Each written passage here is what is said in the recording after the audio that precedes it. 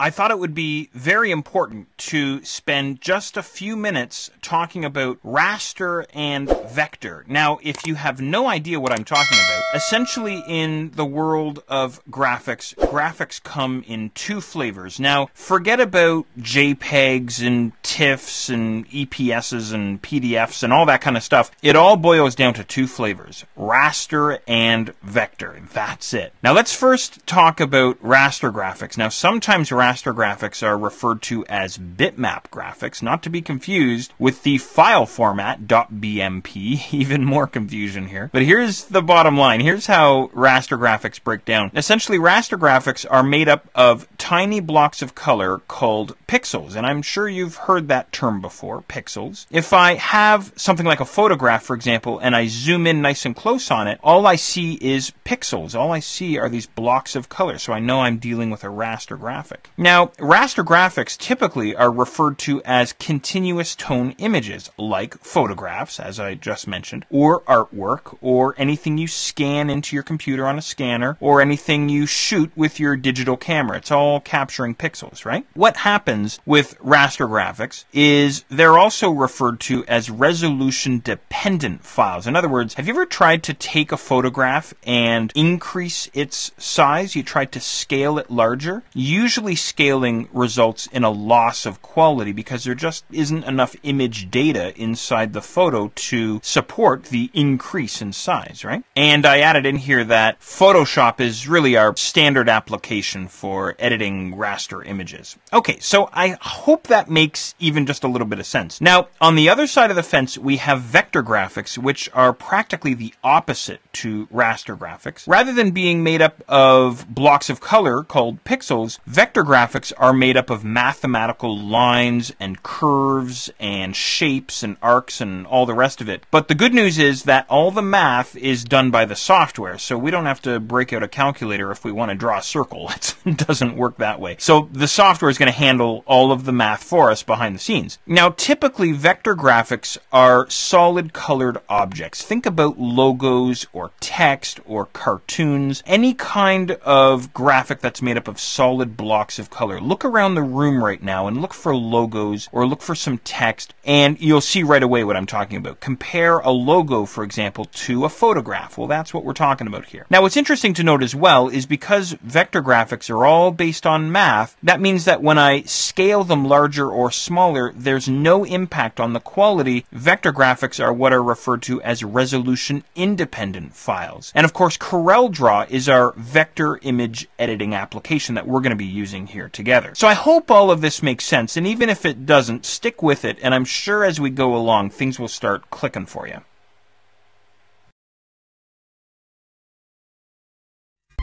To change your